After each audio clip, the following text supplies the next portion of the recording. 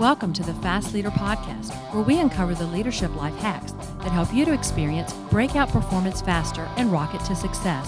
And now, here's your host, customer and employee engagement expert and certified emotional intelligence practitioner, Jim Rimbach. Call Center Coach develops and unites the next generation of call center leaders. Through our e-learning and community, individuals gain knowledge and skills in the 6 core competencies that is the blueprint that develops high-performing call center leaders. Successful supervisors do not just happen.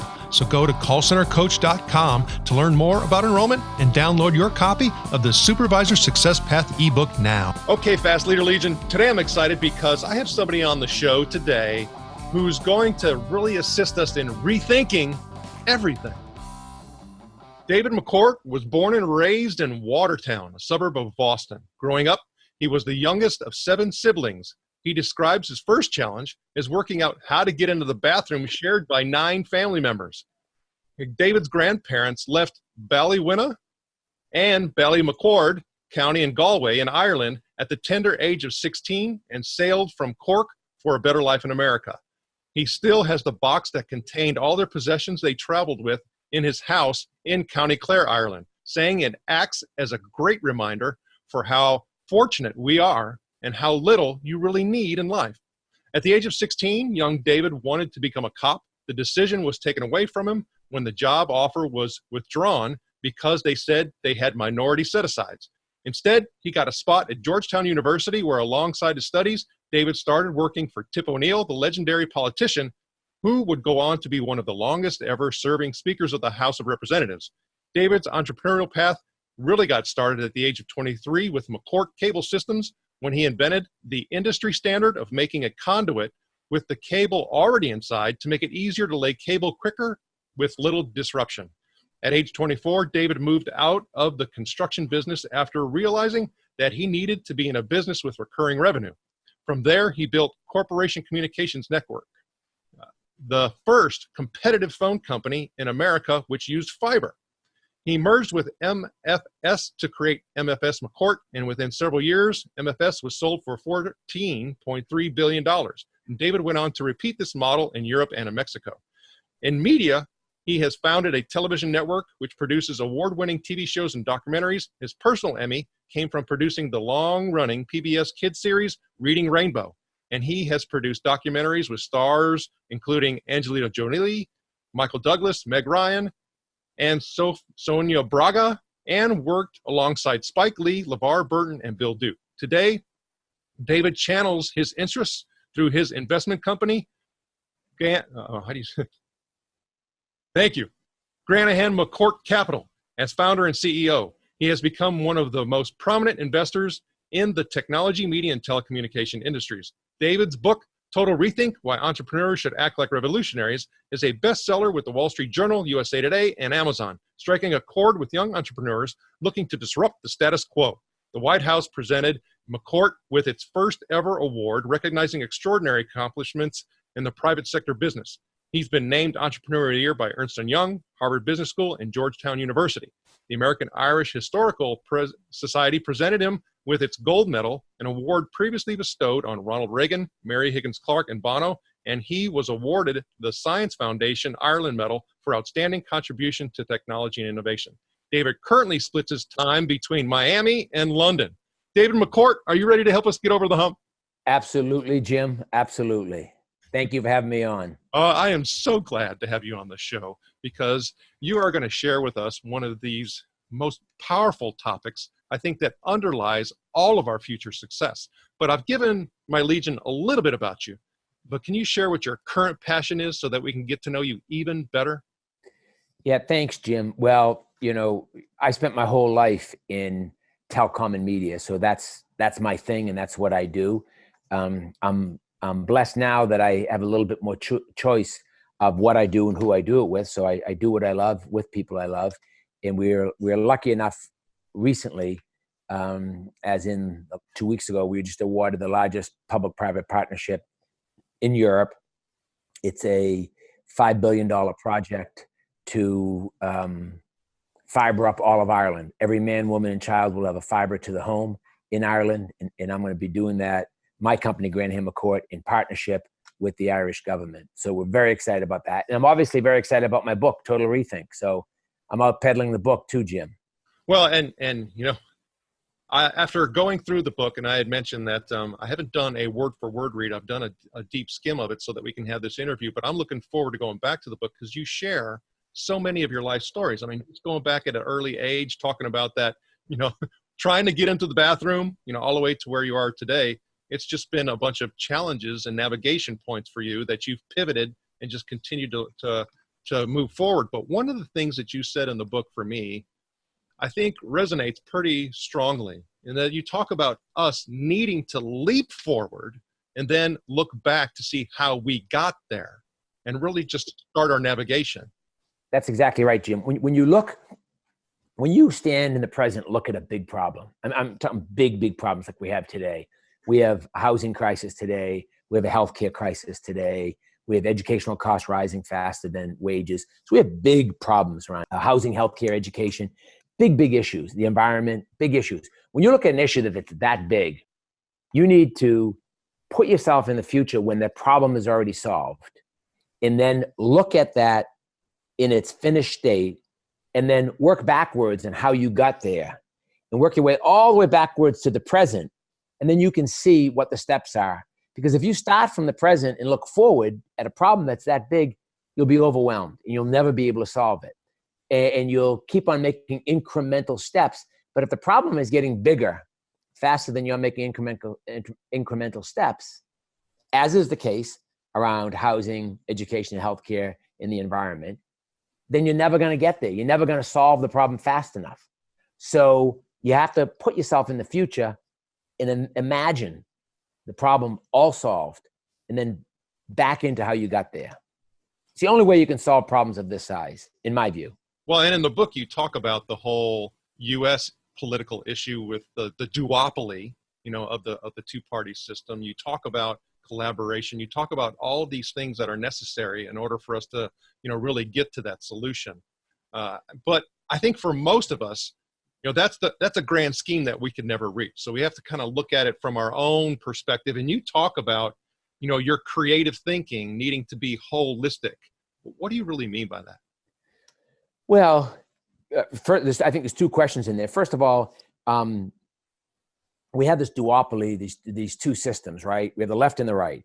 And one side says the problem is all big business. Another side says the problem is all big government. And they're both lies. Neither is true. We need a functioning government. Government is not all the problem all the time. And we need functioning businesses. Otherwise, you and I won't be able to be talking over this technology if it wasn't for functioning businesses, right? But businesses over the last 50 years have extracted value from communities instead of contributing to communities. And it used to be that businesses would contribute to the community and they'd make money. Now, they seem too many of them are just trying to extract value from the communities they do business in. If they have a division that's not making as much money as all the other divisions, but it's very important to a community, they'll shut it down in a heartbeat rather than say, well, we have to fix this. It's not as profitable as the other ones, but it's still important to the community. And that way of thinking has gone away, and that's made people angry at business. And business is angry at government because government just keeps on getting bigger and bigger, and it gets less and less done. But they're both not bad. We just need a sensible middle. And you mentioned in my introduction that I used to work for a guy named Tip O'Neill, Speaker of the House. My little desk was right outside his office. And every day when he'd come back from the floor, I'd say, Mr. Speaker, how'd we do today? And he would always say to me, well, Davey, he used to call me Davey. Well, Davey, we got half. And half is better than nothing. That attitude of compromise is gone. And Jim, you may have a view of something and I may have a view of something. That doesn't make you wrong that your view is different than mine. It means that based on where you stand or where you sit, based on your life experiences, based on your knowledge, that's your position. Based on my knowledge, based on where I stand, based on where I sit, I have a position. We should exchange those ideas. It doesn't make either one of us wrong. It just means we have a different view. And politicians should accept both views and get to the sensible middle. But that's left us, and that needs to come back. We need to rethink politics. We need to rethink that attitude. I think you and I could definitely go on for a long time associated with this, because I think underlying in your book, and you come out and talk about it, and you're really saying it here, is that a lot of this is about relationships and having deeper connections in relationships. It used to be, in Tip's day and prior to that, that on both sides, actually be having social functions and events with one another, and they had deeper relationships. Now that's just not the case. And they listened. They didn't attack. You can't. If you attack another man or a woman, they're going to defend themselves, and that's not a way to get anything done. And now it's all about attacking the other side. It's all about Jim says one thing, so I say Jim is wrong. Jim is stupid. Jim doesn't know what he's talking about. Jim is going to destroy the country. Jim is going to destroy the world. We can't listen to Jim. That's that's a way of me never getting through to Jim. That's a way. And then all of Jim's friends and followers are then going to attack Dave because Dave is attacking Jim. And then you just end up with this. And of course, social platforms reward you for this because they get you more followers and more comments. So you think you're doing well because you're getting more of like-minded people to follow you. And then you have more like-minded people on the other side to follow them. And then the circles get bigger and bigger, but there's still two opposing circles that get nothing done. Well, and I think, again, I don't want to get too far into this political thing because it takes and distracts away from your book. But, even Howard Schultz, the CEO of Starbucks, thought and considered, making a run as an independent to help, maybe break some of this up, but he pulled out. He did for 45 minutes. Exactly. It was the quickest campaign ever. Exactly. And because the fear was that it would just, split, the votes and things like that, and people would get in that you didn't want to get in. It's craziness. But I think for us, when we start thinking about our own things that we can really take advantage of and empower, that's really, it has to start with us. And so you talk about, people and building that tribe and building, even a followership, and think about it as a work environment. And you talk about somebody always being excited for somebody that is continually looking to blow up the model. What do you mean by that? Well, Jim, from the Industrial Revolution, or even before that, up to about the 1990s, everything was about incremental change. You could live your life and you could run your business by incremental change. And in business, we even had names for it like Six Sigma and another turn of inventory, another point of EBITDA. It was all about just doing everything every year a little bit better. Now, the world is moving too fast, plus because of the internet, because of social media, because of the polarization of the political system, because of the way we consume news, because of globalization, because of all those things, incremental change is no longer viable. You need to blow up the model and start over. You need to just scratch it. You can't make incremental changes. We're not going to be able to solve our way through the fact that education costs, healthcare costs, housing costs are growing faster than wages. We need to blow up the model. We're not going to be able to make incremental changes around this crazy political system that we have now. And you can see all over the world, Jim, people are getting pissed off. You see that in the Arab Spring. You see that in Hong Kong. You see that in Venezuela. You see that all over the world. People are angry, and that gives you Brexit. I'm in London today. We just had elections here today. That gives you Trump. And you may be for Brexit or against Brexit. You may be for Trump or against Trump. My point is, that people are angry, and people are angry because the problems for the middle class are getting bigger and bigger, and we're solving them on a very incremental basis, but the problems are growing by leaps and bounds. So people are feeling that they're getting left behind. And businesses have got to take leadership in helping to solve these problems. These problems are not going to get solved by politicians. Businesses have got to take leadership and start contributing and adding value to the communities, as well as making money. They have to add value to the communities they do business in. Well, when you start talking about the business landscape, though, it's, at least in America, they say America is run on small business, people that have, less than 10 people that are part of the company. And so if we start talking about, business, solving these problems, what businesses are you really talking about? Well, look, let's talk about the environment. We talked about the environment, right? You can make money by solving the environmental problem. We have, so I'm in London today. Yesterday I was in Ireland. We have 137,500 farms in Ireland, right? Most of them are beef cattle. The cow doesn't have a good future, right? People are eating less meat. They're saying meat's not good for you. They're saying that the amount of methane gas that farms put out is far more than automobiles put out, per area. In Ireland, about 20% of our methane, our carbon footprint is attributable to automobiles, about 25% towards houses, 35% towards agriculture. So how do we rethink all that methane on the farms and turn that into energy? How do we rethink storing electricity? How do we rethink batteries? How do we rethink electric cars so you don't have to plug them in? Do you remember, Jim, when you used to travel, 20 years ago, you go to a hotel room and you were looking for that blue cord to put into your laptop? No, if you went to a 20-year-old kid and asked him about that blue cord that he used to plug into his laptop when you get in a hotel room, you have no idea what you're talking about. You can't have electric cars that you have to look for a place on the side of the road to plug them into. There's got to be a way that those are charged. There's got to be a way that they store more power, that they're charged for longer periods of time, that you charge them quicker, and you don't have to plug into charging. You just have to drive over a pad, or you drive under a charging station.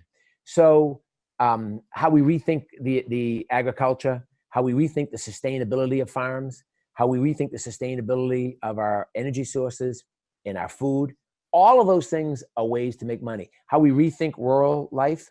Right now in the world, there's the equivalent of 7 New York cities a year. The equivalent of the size of New York City, 7 a year being added to the globe. So everybody's going to an urban environment. Well, rural life will die. And obviously that doesn't help housing prices. Obviously that doesn't help the environment. We have to rethink the rural environment. There's business opportunities there. We have to rethink healthcare. Education.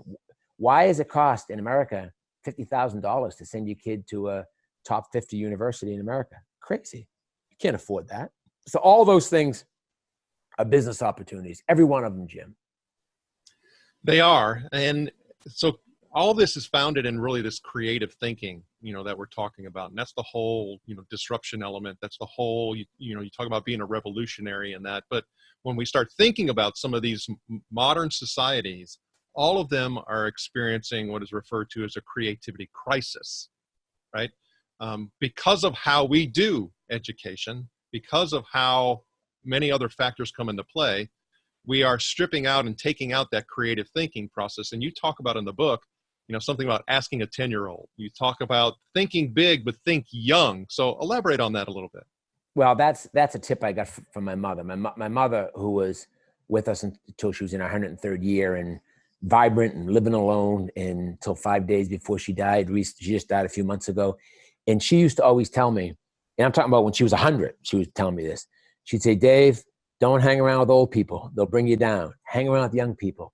We all need to hang around with young people to stay vibrant, to stay relevant, to keep on getting those ideas. And we have to read a lot, and we have to listen to other people.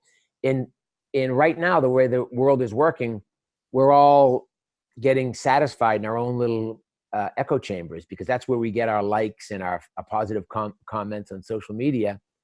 We need to go outside of that environment to people who have a different viewpoint. Listen to what they're saying. Now, I have the luxury, and I'm blessed because I can travel all over the world, and I do travel and I do business all over the world. So I get to sit down with people like yourself, Jim, and hear someone else's viewpoint, someone else's view of the world, someone else looking at the same situation through someone else's optics, someone else's prism. And that's what you need to do to stay young and stay creative. And the educational system is not going to help that, because the educational system is very rigid. The educational system was built over hundreds of years for an old way of doing business. We're doing business and we're living our lives a very different way, but we're educating our kids the same way. And that's a problem. And it's a business opportunity too for someone to solve that. Well, and you even talk about in the book something about a lot of universities trying to step up and having, entrepreneurial type of programs. And you talk about even, really the mindset of the students in those entrepreneurial types of programs. And I think that's important for you to share. What are you finding there? What I mean there is that and I speak at a lot of universities and schools, and I hear a lot young people that say they want to be an entrepreneur. And when you ask them why, they don't want to have a boss. They want to make a lot of money. They want to have their own hours that they work. And those are all bad reasons to be an entrepreneur. What you do, you want a mentor, and that might be a boss or something like a boss. And you're going to work endless hours, and you're going to have less freedom. You're going to make less money as an entrepreneur in most cases. So you have to do it for the love of solving problems that people say can't be solved. You have to do it for the love and the passion that brings you to focus on problems that people say can't be solved. And we need to bring that way of thinking to everything, including business, not just business. Because business people, Jim, they're like mice. They'll find a crumb somewhere. They'll find a way to make a living. We need to bring an entrepreneurial way, a revolutionary way of thinking to doctors, into lawyers, into judges, into policewomen, into teachers, into firewomen and firemen. We need to bring a more entrepreneurial way of thinking to the entire middle class of the world, of what makes up the world, what makes up all of our neighbors. So in the book, is that what you're calling this empowerment culture? Yeah, well, the empowerment culture is from day one until recently, the world was managed from the top. Business and government and people of influence set the rules for organized, law-abiding society, and we all followed them. But now we're looking at an environment where they're doing a bad job at the top for the reason we talked about earlier. Business is extracting too much value and not contributing as much value as they should. Politicians have got to the point where their only job is to get reelected. Every day they wake up with one thing in mind: how do I get reelected? What do I say or do to keep my job? They've forgotten who they represent. So you got the politicians that have taken on a new life of just staying in power.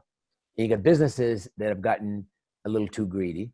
So you've got this problem going on. Then you got the world moving very, very fast. And you've got the internet and social media where people on the bottom can see the difference between the haves and the have-nots. The difference between the haves and the have-nots has gotten wider and wider. And people can organize because of social media. They can organize around a person or a thought or a cause. And that's why you see what you see in Hong Kong. That's why you have what you've been seeing in France. That's why you have what you've seen in Beirut recently. That's what you've got, what you saw in the Arab Spring. You've got people organizing around a thought or a cause or a person and saying, time out, I've had enough. You guys at the top have not done a good job. We want change. And you're going to see it pop up all over the world until finally the bottom gets organized, because right now they're a little disorganized. And when they get organized, they'll force change from the bottom up, which will be much more effective than the top down. Because what the top is doing, the politicians are just saying things that sound right, like it's the 1%ers problem. They're calling, rich people the 1%ers, and they're saying it's their fault. Well, it's everybody's fault. And by blaming one group and saying we're going to take away what you have to solve the problem, that doesn't solve the problem. What we want to do is give to the bottom what they're asking for, which is the basic things that make you feel dignified, to not keep on falling farther and farther out of reach, like being able to own a house, being able to have proper health care, being able to educate your kids. My grandfather, you mentioned him earlier, when he came over at 16 years old. Now, my grandfather and grandmother came from two villages that were very close to each other, but they didn't meet till they were in America. They met in Boston. But my grandfather was a janitor. So a janitor is a man that cleans toilets and floors for a living, but he owned his own house. And he educated his daughter, who turned out to be my mother, and he could pay his doctor bills, and he could pay, and he knew if he ever lost his job, he wouldn't lose his house because he owned his own house. Today in America, a janitor can't afford to own a house. So what does that mean? That we're going to take a whole piece of American society and say, you don't get to own the American dream, but yet I still want a clean bathroom? That doesn't work. Either we decide that we all get a piece of the American dream. You talked about what America is. To me, America is the country of hopes and dreams. As soon as we lose that, we're screwed. What I try to do in my book is say, let's all rethink everything: politics, education, healthcare, how we elect people, campaign reform, educational reform. Let's rethink them all. Well, and so you kind of alluded to there, and in the book you talk about, creating a revolution, but you talk about being able to have creative revolutionaries, because this isn't about fighting. I mean, that's still that same polarization thing that we're talking about. Exactly. We don't need more of that. So how do we incubate either, in ourselves and in others, this creative revolutionary type of person? Well, the first thing we need to do, and not all, revolutionaries were fighting. Gandhi wasn't a big fighter, right? Mother Teresa wasn't a big fighter. So not everybody was trying to fight. But the first thing you do is you try to let people know that they can make a difference. You try to give people confidence. You try to instill confidence in people that didn't have the same opportunities that maybe you and I had, but are very, very creative. They just don't have the confidence. So try to give them the confidence. Then try to give them a playing field in which they can become part of mainstream, and let them at it. Let them at these problems. Let people who can't afford to go to university still have the same access that you and I have to the world. And, step one is giving people confidence. Step two is giving them a platform. Well, with me, as you're talking and even going through this book, the fact is we don't have to be an independent, employed person, an entrepreneur, to really take advantage of all the things that are, learning lessons and really life things that you've gone through in this book. I mean, it really is starting today with where you are, and doing that leap forward. You may find that you are where you want to be, and it's just widening things. It may give you the opportunity to see that you need to be somewhere else. But I don't think people go through that exercise and activity enough. How often should somebody actually do that leaping forward and then looking back? Every time they're confronted with a problem that they feel is insurmountable. Every single time someone is faced with a problem that they feel is overwhelming them because it's too big, they've got to close their eyes for a minute, put themselves in the situation where that problem is solved, paint a picture in their mind of what that looks like solved, and then say, okay, what was the last thing that happened? What was the second to last thing, the third to last, the fourth to last, the fifth to last, and work their way backwards. And they'll see that it's not that unsolvable. They just need to look for, once they get back to the present, they need to look forward and take one step at a time. Okay, so what you're talking about there is something that I've studied called retrospective engineering. Also, they say that's the same methodology that chess grandmasters use in order to win at the game of chess. Retrospective engineering, that's a fancy word for what I was talking about. I thought I'd share that with you. Thank you. All of what we're talking about and what we've talked about requires a whole lot of inspiration. And one of the things that we look at on the show in order to get that are quotes, because they help us hopefully get some waypoints. Is there a quote or two that you like that you can share?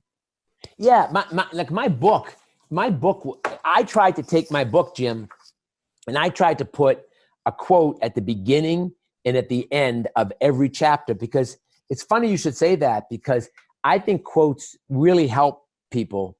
And I tried to put a quote at the beginning or two, and then I'd write my story to try to get my point across from my own perspective, to try to humanize it. And then I'd end with a quote. The best quote in the book is the very last one.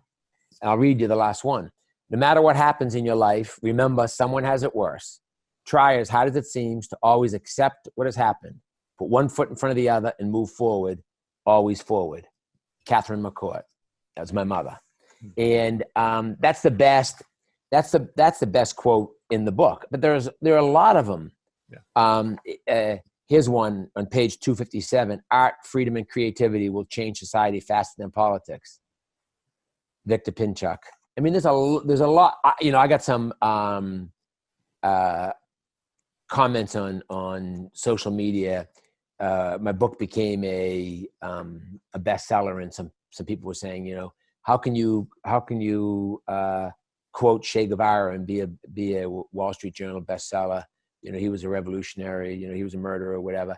Look, I'm not saying that everybody in this book is. I quote Tom Brady in this book. If you're a Jets fan or a Giants fan or a Dallas Cowboy fan, you're not going to like Tom Brady. That doesn't mean his quote's not good.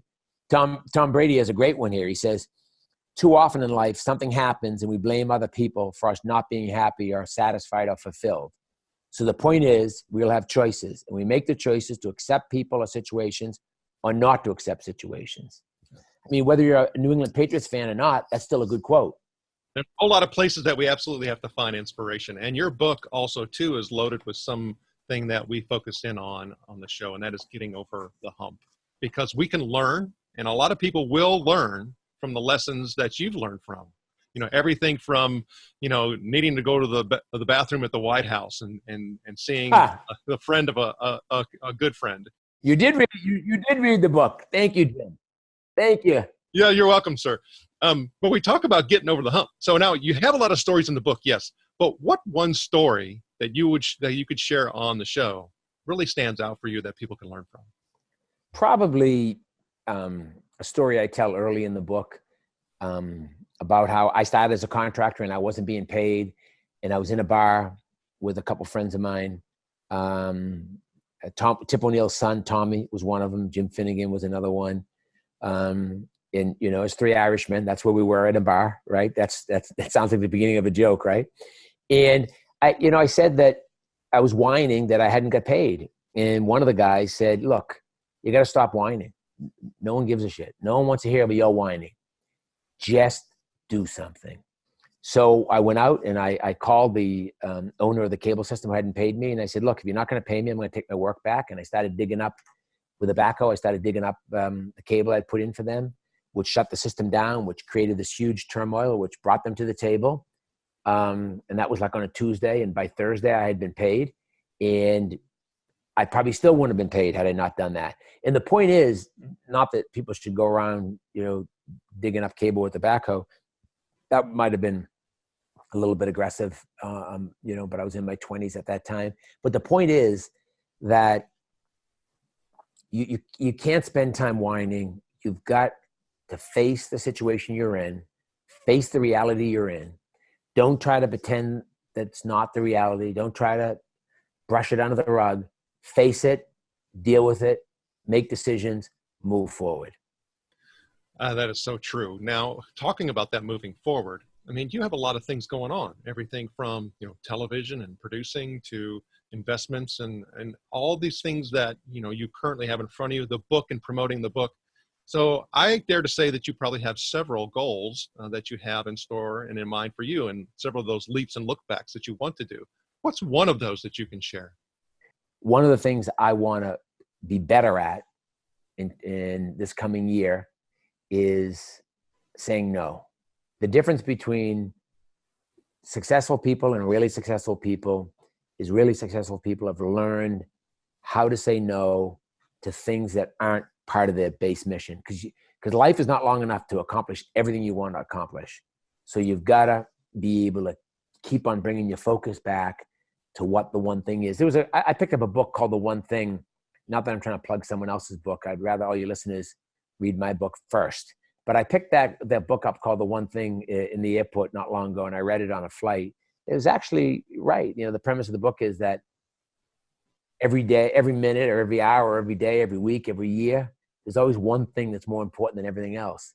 And focus on that one thing and get that done. So if we talk next year this time, I'll let you know how I'm doing. But that's my goal for this year. And to get people to read the book, not because I want, to continue to be a bestseller, not because I want to get, a small royalty off the book. I want to use the book to help people to have confidence, to rethink their life, to rethink their station in life so that they can be everything they were born to be. And the Fast Leader Legion wishes you the very best. Now, before we move on, let's get a quick word from our sponsor. An Even Better Place to Work is an easy-to-use solution that gives you a continuous diagnostic on employee engagement along with integrated activities that will improve employee engagement and leadership skills in everyone. Using this award-winning solution is guaranteed to create motivated, productive, and loyal employees who have great work relationships with their colleagues and your customers. To learn more about An Even Better Place to Work, visit beyondmorale.com/better. All right, here we go, Fast Leader Legion. It's time for the Hump Day Hoedown. Okay, David, the Hump Day Hoedown is a part of our show where you give us good insights fast. So I'm going to ask you several questions. And your job is to give us robust yet rapid responses that are going to help us move onward and upward faster. David McCourt, are you ready to hoedown? I am. So what is holding you back from being an even better leader today? Nothing. What is the best leadership advice you have ever received? From Jack Welch, which is once you decide what your mission is for your company, repeat it over and over and over and over and over again. Even if you have to say the same thing 10,000 times, just keep on repeating it. And what is one of your secrets that you believe contributes to your success? Being born to the right family, having the mother I had and the father I had that gave me confidence. Luck. And what is one of your tools that helps you lead in business or life? Persistence. I'm a persistent guy. And what would be one book that you'd recommend to our Legion? You mentioned something about the one thing. You put that on your show notes page. What other book would you recommend?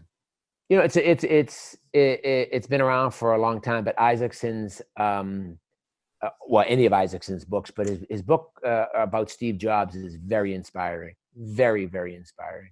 For me, it was anyway. Okay, Fast Leader Legion, you can find links to that and other bonus information from today's show by going to fastleader.net/David McCourt. We'll also put a link to Total Rethink on your show notes page as well. Okay, David, this is my last Hump Day Hoedown question. Imagine you were given the opportunity to go back to that age of 25 and you have all the knowledge and skills that you have now and you could take it back with you, but you can't take it all. You can only choose one. So what skill or knowledge would you take back with you and why? That is a good question. Passion would be the one that if I had to give up all the others, if I could hold on to passion, that would be the one I'd hold on to, because with passion, Jim, even if you don't accomplish everything you want to, you feel like you died trying. So the one thing I would not want to give up, and the one thing I'd take with me if I went back with only one quality, it would be passion.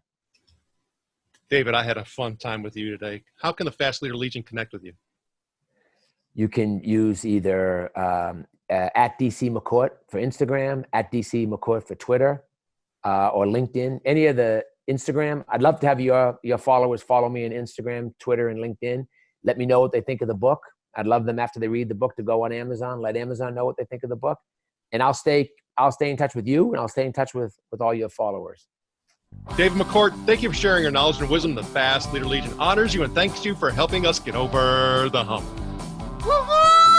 Thank you for joining me on the Fast Leader Show today. For recaps, links from every show, special offers, and access to download and subscribe, if you haven't already, head on over to fastleader.net so we can help you move onward and upward faster.